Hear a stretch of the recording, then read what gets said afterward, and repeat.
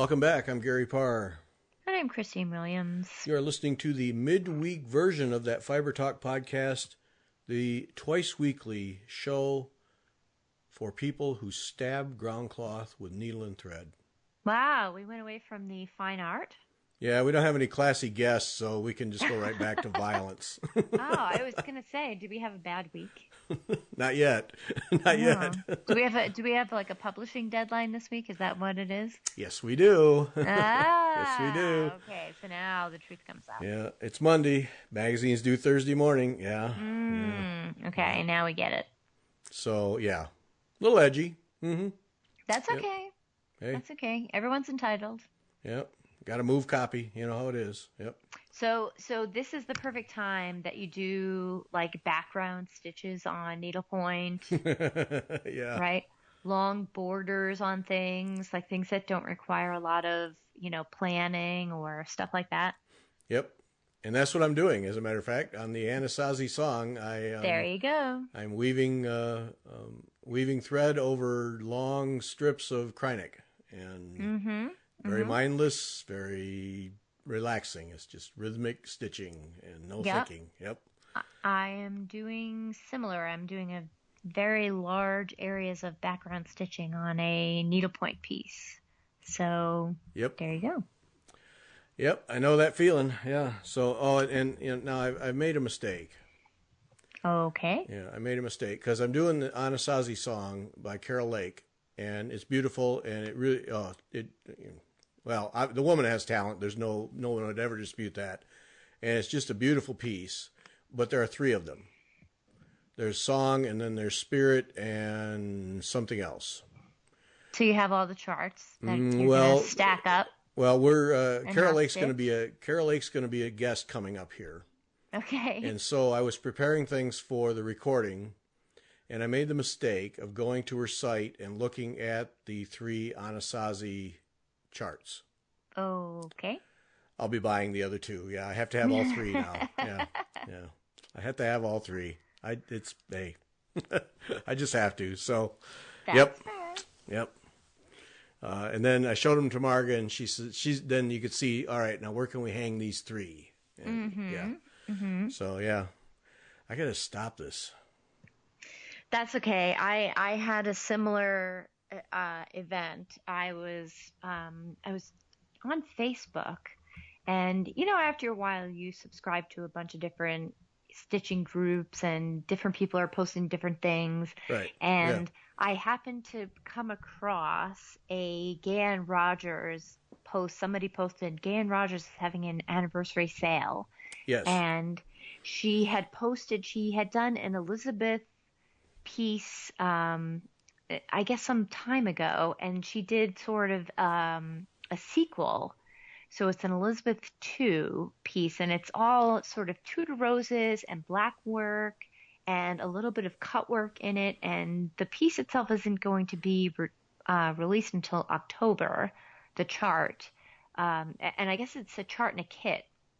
Right. But she's taking deposits on it now, and I think it's selling out pretty darn quickly. And I saw it, and I did a U, which is I saw it and said, "Oh, this is beautiful," and I have no idea when I'm going to stitch it, but I absolutely adore it, and I must have it. So I'm gonna reserve it immediately.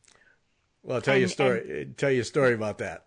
Yeah, okay. There's very few pieces that I do that with where I say, oh, I must have this immediately, and I did, and it is, and every time I go back to it, I have no regrets at all, because I look at it and I say, oh, I'm so in love with this piece. It's beautiful. Yep, I knew. Here's the story. Okay, so I saw that piece. Somebody posted it the other day. Yeah. And I thought, oh, I got to have that because I love her stuff. Yes. I got to have that whenever it becomes available. Okay. And she mentioned in a response that it was going to be available soon. And so this is Monday. So Saturday, I was at the drag races with our son, Kevin. Yeah. And you texted me. Well, the reception was really horrible. So I never saw the picture, but I didn't need to see the picture. I knew exactly what you were after. Yes, because I texted you. Yep. You need to look at this Gay and Rogers piece. I just I ordered didn't. it I knew what it immediately, was. sight unseen. I knew what it was. Yeah. Yep. Yeah. I didn't need to see the picture. I knew. I just chuckled, put my phone back in my pocket, and watched the drag racing. Yep. Yeah. So yeah. if anyone who hasn't popped into the Gay and Rogers website for her sale, you might want to, and I'm comfortable saying so because I've already ordered mine. And I'm not ashamed to say that I might not be saying that if I hadn't already put a reserve on it. Yeah, her stuff goes fast. And you remind me, I was going to order twice today. I was going to order it, and I forgot. So It's beautiful. It's probably It really too late. is. It's probably too late now, but It is really and it's special. It is special to me because it's so it's a well, it's very right up your British alley. piece. I mean, It is. yeah. It is, and it's full of Tudor roses, and my husband has Tudor roses worked all through his tattoo, which is all literary references. And both of us have sort of have tattoos that are very British in reference, I would say, in different ways. So, and his has a very prominent Tudor rose in it. So I saw that, and immediately I was like, this needs to happen. So, yeah, that took approximately 40 seconds to say, yep, that's happened. Give me that card. Mm-hmm. Yep. Yeah, she does beautiful work. And Yeah. And the one, what was the Downton Abbey one that I stitched from Gay Ann Rogers? Lady Edith. Oh, I'm still extra proud of that one. The way it came out, and I remember. Yeah, and pepper pot silks and the instructions and the design, and it all just came together so nicely. And that's framed on a wall in the house. And so here, I'll give you another little tie-in. So because nobody cares about any of this, my tattoo is all flowers. It's all English flowers. Right. And the flowers are all from photographs that I took at Highclere Castle, which is, of course, where they filmed Downton Abbey. Mm-hmm. Yes. Yes, that's There right. we go. You got to see the deal. Yeah. I did. Yeah. And if anyone has ever wanted to go, you should absolutely go. It is absolutely spectacular. It's beautiful there. Yeah. Because that's a private beautiful. home, right? A private home that they allow tours? It is. It is. It's a private home. They allow tours to go through. They have some events and things there, and obviously they're not filming anymore.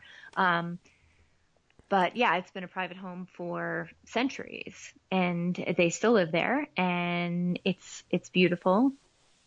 The surrounding area is beautiful, and not too far from there is where the book Watership Down. Well, it didn't take place. Obviously, it's a novel. It's fiction. But the person who wrote Watership Down lived there, and he used to drive through the countryside telling the story, making up the story for his children. And the places, all of the places in Watership Down are real. So when we went, we drove through sort of the areas, all the areas mentioned in Watership Down, which aren't very far from Highclere Castle.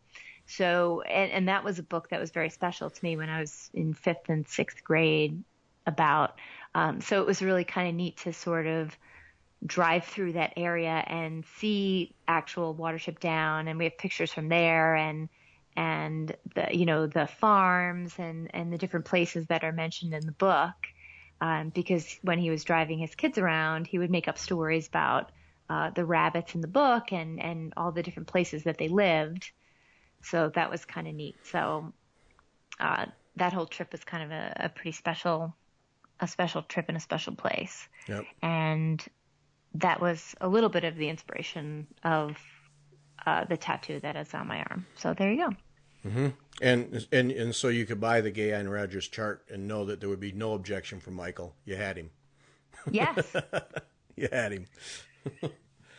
Yep, because that's what you put that on hold, and then she delivers in October, I think it was, right? Correct. Yeah. Yep. And it's kitted. The whole thing is there. So yeah, which is nice. It's just a little bit of a convenience to not have to go kit something for yourself. Yes. Well, I need to order. As soon as we're done here, I'm going to go order. You should. Okay, now, last week we started this thing. We're helping Michelle Garrette, Bendy Stitchy, and I learned, she wrote to me, and because she listens, and Bendy has to do with a former life doing yoga that she keeps the name, I think it's personal pressure to get back to it, if I recall correctly. So that's where the Bendy comes in, and the Stitchy is obvious. So, but anyway, Michelle Garrette, who is raising money for Alzheimer's research for a walk she's doing, and so we're buying needle minders from the Imperfectly Perfect Stitcher Heather at IPS Needle Minders on Etsy. Link on the page for this podcast. $7, and all $7 goes to the fundraising.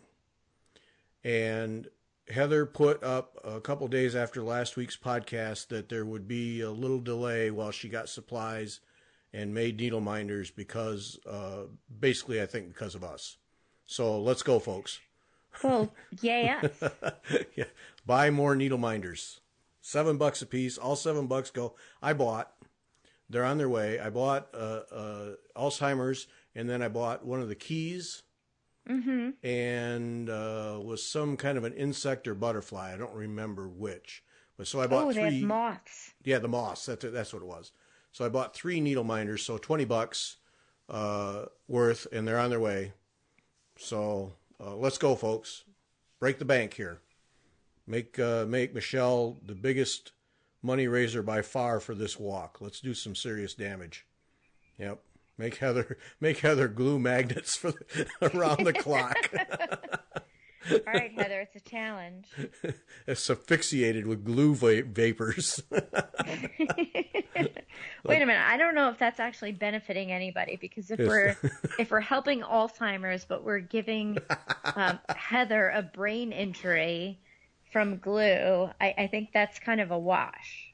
It says right on the package, use glue only with good ventilation. Safety first. Safety first. All right, we're going to have to trust Heather to do it the right way. Yeah. Let's make Heather have to bring in family members to help her put together needle minders. Or a respirator, because yes, you can get them from one of those Home big Depot. double nozzled. They can be comfortable. I've worn them for work. They're perfectly fine. All right, so Imperfectly IPS needle minders on Etsy, $7 for the Alzheimer's. All $7 go to the Michelle Garrette, Bendy Stitchy fundraising effort for Alzheimer's, and anything else you buy helps Heather pay for classes to further her education. So everybody's winning here, and you get cool needle minders. Yes. Which you're going to buy anyway. That's the thing. Come on, you're going to buy needle minders anyway, so just buy them from Heather. There you have it. So let's see what else we got. Oh, we're both now going to be at Sassy Jacks in August when Nicola Parkman is there. So, yes, Marg and I and Christine, and we're twisting arms to get the other half of Christine here. We are. So, yes. So August 18, 19, and 2021, Nicola Parkman. This is a sampler that she's only doing for Sassy Jacks, doing a presentation there. And last I heard, there were still like single digits, but a few seats left. So let's go, folks. Help out. We cannot have Nicola coming all the way over here and have empty seats. We can't have that. No. So, yes, August, Sassy Jacks in North Carolina. Yes, North Carolina. Yes. It'll be hot, but you'll be inside. You don't care. So let's see what else. Who else can we plug here? We got anybody else we can plug? I think that's about it, huh? Yeah, I think so. Yep. That's it. No more plugging available. So I wanted to talk about Nicola Parkman, Hands Across the Sea Samplers, did a video. There have been 2 or 3 posts in the Sarah Brazier Stitch Along, and you see the posts other places, but it's kind of magnified in the Sarah Brazier thing because people are having trouble getting silk and having trouble getting linen And I think that's all coming together here in the next couple of weeks. Expect some linen this week, I think. But there is an option to do DMC. And somebody posted the other day that she used the word sheepish about using DMC.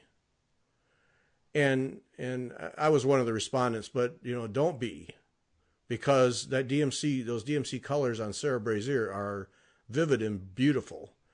And Nicola did a video addressing that issue of you should be proud of your work no matter what materials you use. Yeah. And actually, I think, and you're welcome to disagree, of all the people that have been posting pictures of the sampler on the Stitch Along Facebook page, and that's one of the reasons I actually like this Stitch Along. There is a temptation for people to sort of disregard the Stitch Along if they're not doing it because, well, I'm not doing this piece, so it's not relevant to me. It's absolutely relevant for lots of reasons. One of which is there are a lot of things to be learned, and this is one of them. You can look at the different ways that materials make a difference in a piece, because you have 600 plus people stitching the exact same piece using different materials, right? You have DMC, you have silks. You have different people using different kinds of silks. Not everyone's using the Soie d'Alger silks. Other people are using different kinds of silks. You have different people using, the suggested lakeside linen color. I think it was a khaki color, but not everyone is choosing that. Some people are using the platinum. I think that's what you were going to use. Yep. And then other people are not using that at all. So you get to see what happens when people diverge from the suggested materials and what impact that divergence has. So you can then take that information and use that to see if you want to stitch a piece, but you're nervous about, I don't know if I don't do what is prescribed by the designer, I don't know how it's going to come out. Well, pop into the Stitch Along and you'll get to see what happens if you use a different fiber, if you use a different brand of fiber, if you use a different brand of ground cloth. It's a huge resource to see what's going to happen. As far as the fibers are concerned, what we've learned from the DMC versus silk, the going sort of idea with silk versus DMC is that silk is going to be better because it's silk and silk is a finer fiber. What I think we've seen so far with this is that the DMC fibers have been more vibrant a color. Yes. So in person, it may be more lustrous. If I had to guess, I would say that they may, and I'm going to guess, hypothesize, it may be more lustrous and smooth. But when it's a cross stitch, I don't know that that's going to matter as much. I would guess that if you're going to do something like needle painting or surface embroidery or a satin stitch or something like that, or long and short stitch, a silk is going to matter. But then again, Royal School doesn't advocate silk at all. They use cotton.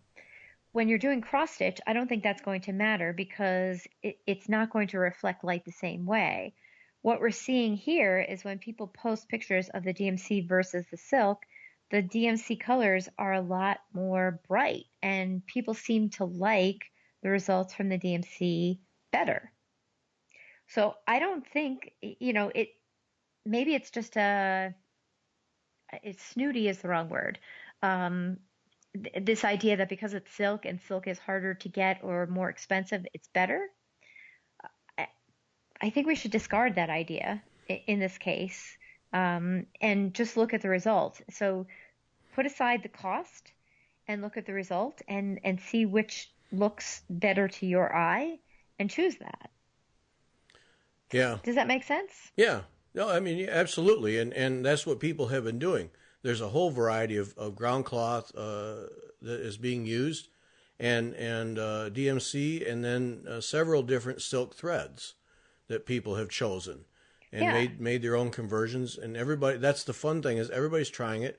And I can't wait to see people get further on to see all the differences, because I haven't seen one yet that I would turn down. I mean, they're all beautiful. They just are just slightly different looks. And in this video that Nicola did, it was really interesting to me. One, we were having a little back and forth, just Nicola and I, and she said, quite frankly, it doesn't matter what it's stitched on. She says, I get excited to see them. I just love seeing that, the sampler stitched. And you can certainly appreciate that. But she showed two in the video. She shows, you got to watch the video. She shows two samplers that are as tall as her, massive, big things, that were done on Aida cloth. And they were done 10 years apart, because she said she didn't know that linen was an option. Mm-hmm. She just simply didn't know. And so she thought it was Aida for cross stitch, and that was it. So she has these two gorgeous samplers, and they're beautiful, big, beautiful things that are on Aida, where, some people would be made to be embarrassed or feel embarrassed. No way. Just look at those two and be proud of that. That's beautiful stitching and beautiful colors and beautiful samplers. And, that's what she used. Now, of course, she discovered linen, and in a lot of ways, silk is very nice, but you pay for that silk too. And in this case, I was looking at, as I check on the Sarah Brazier thing, probably more than I need to during a day.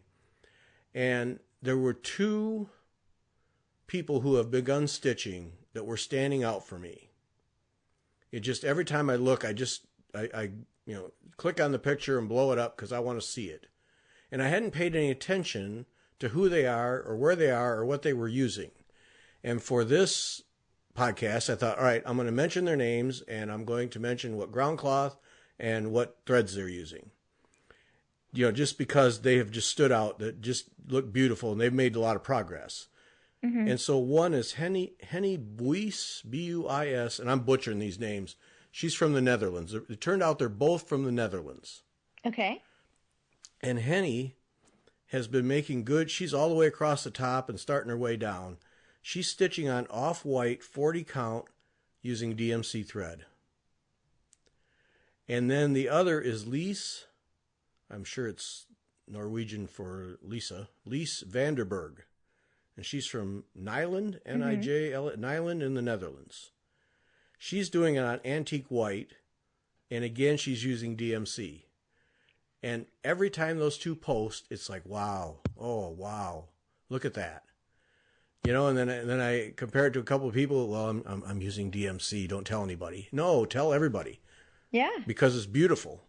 It's absolutely beautiful. And these two are cooking along with this thing, and they're going to have a couple of samplers, stand out in front of the house, and anybody that goes by, hey, look at what I did. Beautiful stuff. It was just so bizarre. They're both from the Netherlands, and I just hadn't paid any attention. And but yeah, they're cooking right along with this thing, and it's just so much fun. And then what they both had answered was this question I've had about reproduction samplers, of do we always have to use the colors that are make it look old? Can't we use a white or an off-white? And they're using off-whites, and by golly, I think the next one I do, it's going to be an off-white, just because. Yeah. Well, someone I know is using dark blue, so. I know. I cannot wait to see. Cannot wait to see this. Cannot wait to see. So how is that dyeing going? You did the first run. Were you're going to try a second one? Have you had a chance? Yeah, I did. It didn't go well. Oops. So I'll tell you how it went. So I went through the whole process, and I very, very carefully monitored the chemical process, and I hung it up to dry. And my husband walked in and said, I thought it was going to be darker. And I said, yeah, so did I. So I'm going to try a RIT dye because I'm going to keep going until I get it the color I want. And that's just how it's going to go because now it's just a battle. I'm going to Right. battle this linen until I get it. What, if at this point, if I have to bleach this and use it for something else and buy a dark linen, that's what I'm going to do because now I'm mad. Because I have an idea in my head of what I want this to look like and I don't want to compromise. So we're going to keep going until I get it to be what I want it to be. Well, and you can't let the chemistry beat you either. No, This cannot no. happen. No. No, and it might be just that the color that I chose is just not dark enough. Mm-hmm. So, you know, whatever it is, I'm gonna make it work. But I have the more I work with it, the more I have an idea in my head of what I want it to be. But that said, because it's taking so long, I think what I'm going to do, the piece I bought is a yard. So it's bigger than I need it to be. What I think I'm going to do this weekend or perhaps earlier is cut the fabric to be the size I need it to be and bind the edges and then take a small chunk off because what I intended to do was to take a piece off as a doodle cloth so I could start getting an idea of, for the border, what size thread I wanted to do to get the satin stitch Mm-hmm. because if that was going to be a true metallic, I wanted to get an idea of was I going to use a blending filament? Was I going to use a number 4 Krynic? Was I going to use a number 8? Was I going to use something different? I don't know. Even if I have to start that on a fabric that isn't the right color, at least I can get an idea of the right size so I can start sourcing it because no matter what metallic I use with the size of the border, it's not going to be cheap. So I want to be able to see if I can get that fiber either secondhand or do something to sort of mitigate the cost of it. Yeah. Yeah. So the sooner I can figure out at least what fiber that has to be, the better off I will be. So I'm going to do that and just sort of noodle around with different fibers, different dye types, and maybe, cut a little bit, because I do have a little bit of extra fabric, cut swatches and try different methods with different swatches until I figure out what I need to do with the whole fabric, because the last thing I'm going to do is to just keep dyeing the entire thing and ruin it. Yeah, at some point it can't take a beating anymore, right? Correct, right. So I'm just gonna keep going until I figure something out because right now it's a lovely color, but it's just not the color that I want it to be. And really the I guess the hurdle is that in that border, you know how it has that really pretty sort of slate blue color? Yeah. Mm-hmm. It's that color. That's exactly the color that Oh. the fabric is, and I don't want that color to get lost. Yeah. So either, you're talking about do we have to use the colors that are in the, can we change the colors of the threads and can we change the colors of the ground cloth? And to me, I've already tossed all of it aside and I don't want to toss everything. Right. So I don't want to change that. And some things I'm going to have to change a little bit so that they stand out on a dark cloth. So, but I don't want to change that. I'd like to keep some things true, but if I stitch a slate color in that border on a slatey colored fabric, it's going to get lost and I don't want to do that. So I'm going to keep trying. And because we delayed the start, the official start date a little bit, I have some time to play. So I'm going to continue to do that. Because, and the other thing is I'm learning a lot. Yeah. Well, yeah. Which is that, things don't work the way you want them to. The other thing I'm almost considering doing, especially if I can cut, little sort of 2-inch squares, is in the lab I have FD&C colors, which is what you would use for food coloring or, regular like household product colorings. Here we go. She's breaking out the big guns. In the lab, I have.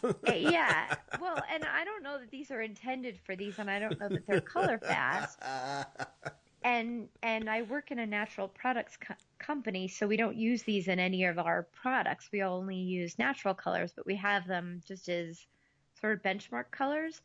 Um, so they're just kind of sitting around doing nothing. So I'm half tempted to sort of figure out the chemistry of those and see if they would be color fast.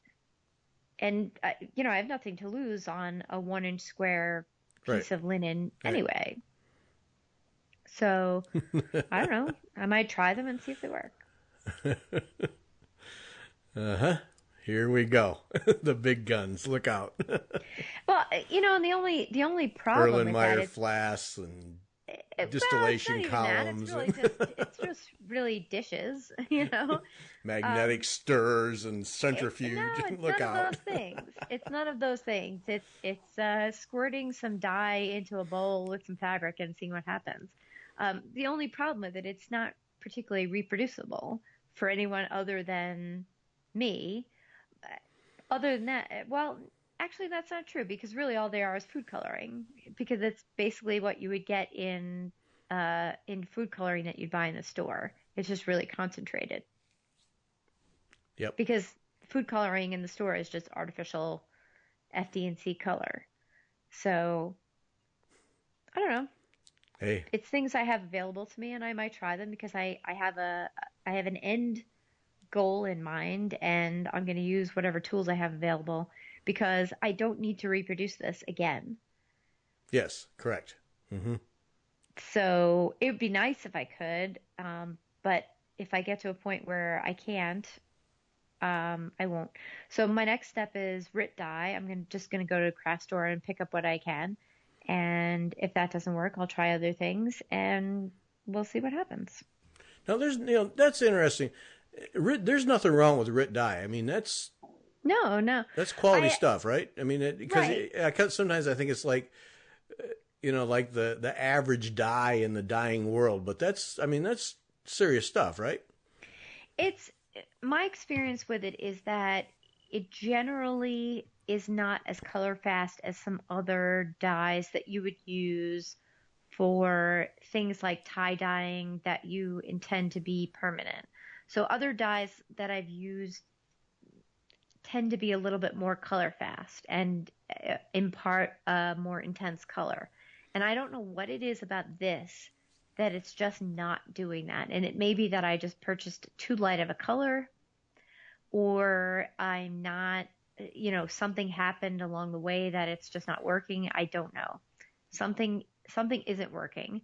So RIT dye is something I can pick up on my way home from work tomorrow. So I'm going to try it. Yep. It's available. Yeah. And not expensive. And not expensive. And I can mix, a black with a dark blue and see what happens, So that's one of the things I was really lucky to work with someone at work who trained for many years in cosmetics in color. So her expertise was doing eyeshadows and lipsticks and things like that in color matching. So when you buy an Estee Lauder lipstick, every single time you buy a black currant lipstick, it is exactly the same color. And her job was to design that lipstick, but then to make sure that every single time it was exactly the same color and not like close, but identical. So I learned from her how to do that.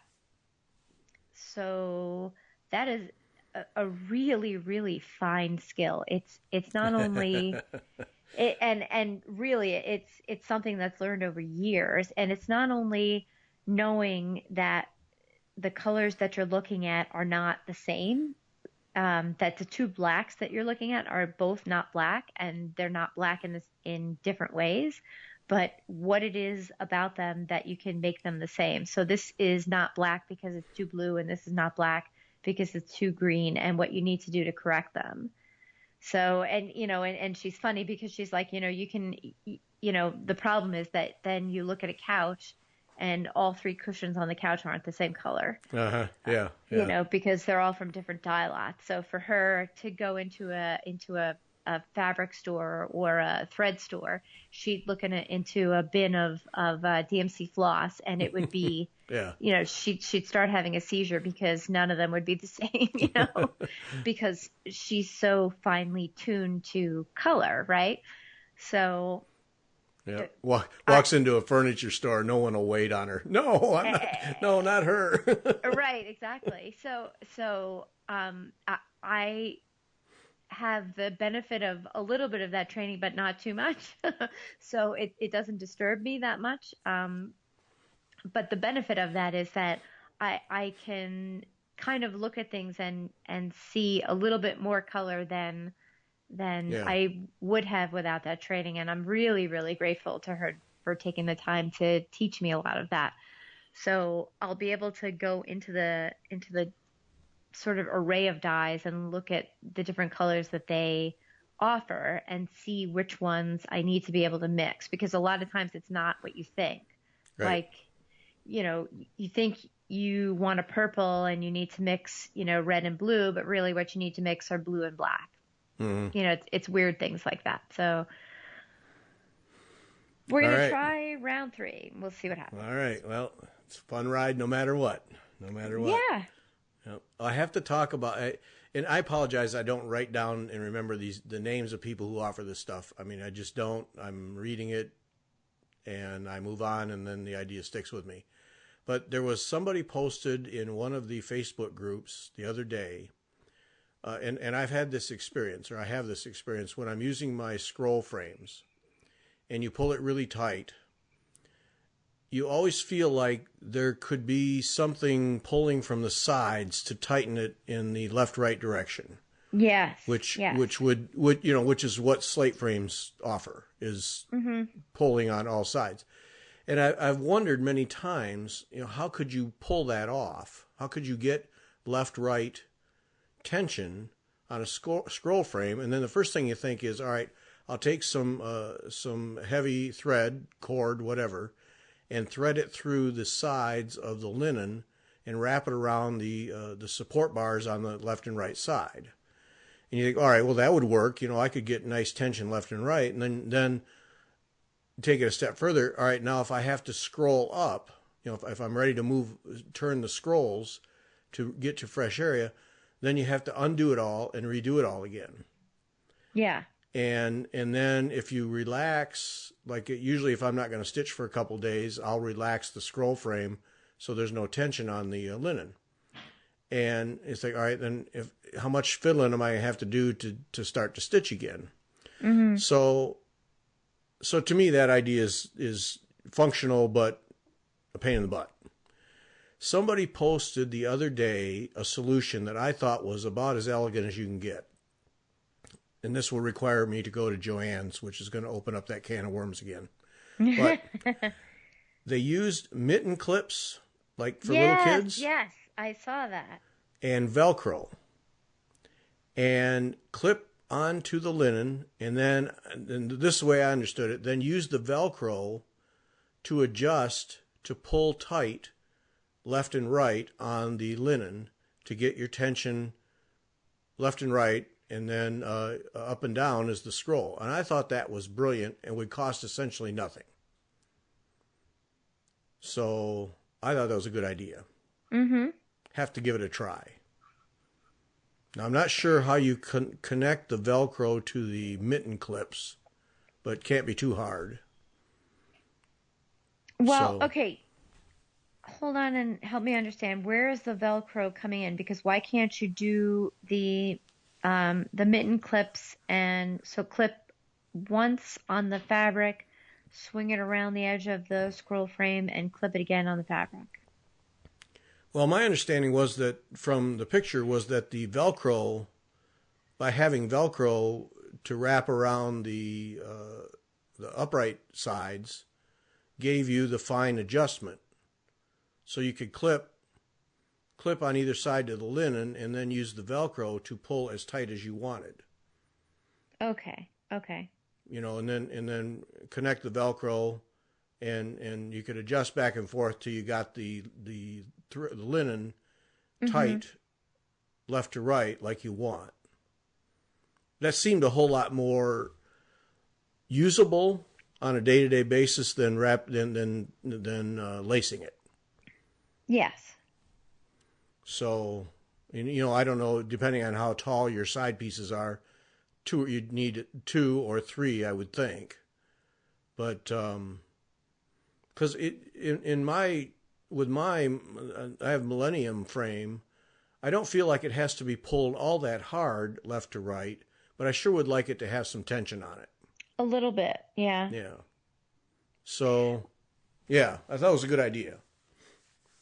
Yeah, I think that's pretty good. One of the things when I was working on a scroll frame that I had a piece on for a while was that after some time, the middle of the piece, so it's a scroll frame that you stitch to sort of the mesh at the roll part at the top, right? Yeah.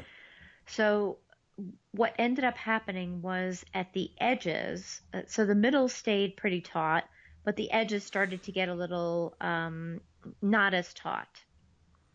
And it seemed like it just didn't, I guess the stitching got a little weak, and just over time it didn't stay as tight. So what I ended up doing over time as the piece went on and I was stitching it was I would go back and unroll one end and stitch it tighter at the edges. And if I was lazy and I didn't feel like, restitching it, I would just go back in with a pin, just like a regular ball head pin, and just pin it a little tighter. And that ended up pulling the edges super tight. Oh, okay. So that was actually just a quick fix. So instead of pulling it in a horizontal direction, you were pulling it vertically, but it sort of served the same purpose. So you were pulling it vertically a little tighter. And I don't know, I'm thinking about it now, it didn't seem to distort it. It seemed to just correct a natural sort of weakness that was happening over time. Because that your scroll frame, you were sewing it or basting it to that twill binding tape stuff. Correct. Yeah. Okay. Yes. Yeah, and after a while, just the very end seemed to just kind of lose it. Just get floppy. So I'd go back and sort of tighten it up by pinning it at the edges, and that would correct the problem. It would snap back into tension. Yeah. See, my original scroll frame was one of those, and I had the same experiences. Like it would, after a while, it just wouldn't get tight. I started double basting. I would use. And did that help? Yes, because I would. I forget exactly how I did it, but I would go across and then come back, and that seemed to hold it better. It wouldn't, like, it's like the twill tape gives way. Yeah.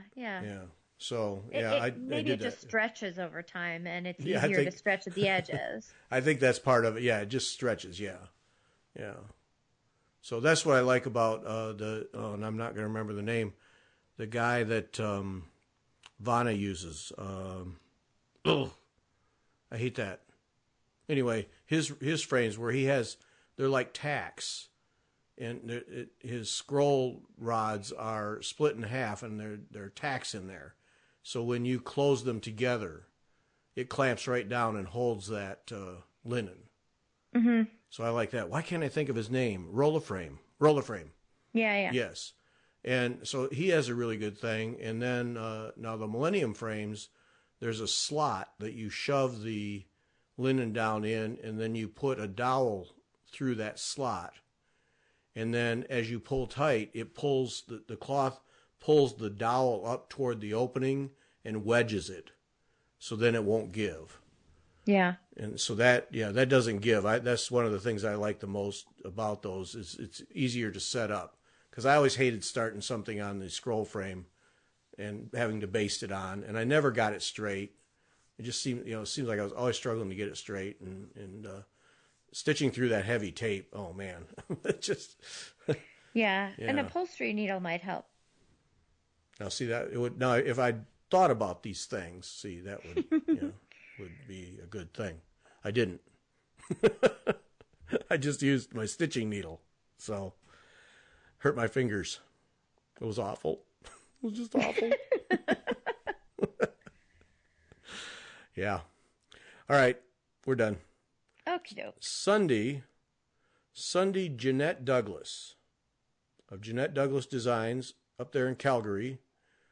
Terrific conversation with a talented lady who does some really unique stuff. So that's our Sunday guest is Jeannette. And one more reminder. The podcast, the people who know podcasts say to remind people to subscribe after every podcast. So subscribe on wetalkfiber.com, and at the end of each page, there's a place to subscribe, and then you get a notification. And then, or if you watch us on FlossTube, just subscribe there, and then you'll get notification. And I had just take a minute here. Had somebody ask the other day, it was on Stitch Mania, there was a post about what podcast people listen to. And somebody asked about how do you listen to podcasts? And, we forget. We do this all the time. We forget that people don't know. And so for us, and I just for Fiber Talk, it's wetalkfiber.com. Fibertalk.com was not available. So it's wetalkfiber.com. And if you just go there, for every page, every podcast has a page, and on there is a player. And you just click on the little arrow and it plays. And you can listen. So that's one way. The easiest way, I think, is on your phone or your tablet or your computer, is to use the podcast app. Use a podcast app. It doesn't matter. iTunes, or in iOS, in the Apple one, there's a podcast app right in your phone and right in your tablet. I assume that's the way it is in Android. Use Android, so I assume there's some podcast app for you, right? Built in? Mm-hmm. Yes. So you can use that, or Stitcher is one, Podbean, there's a whole bunch of them, apps that you can get. And all you do is sign into those things. They're free. And then you search for Fiber Talk, and we'll come up. And then if you hit subscribe on there, then every time there's a new podcast, then it will just simply be downloaded to your device, and you'll get a notification.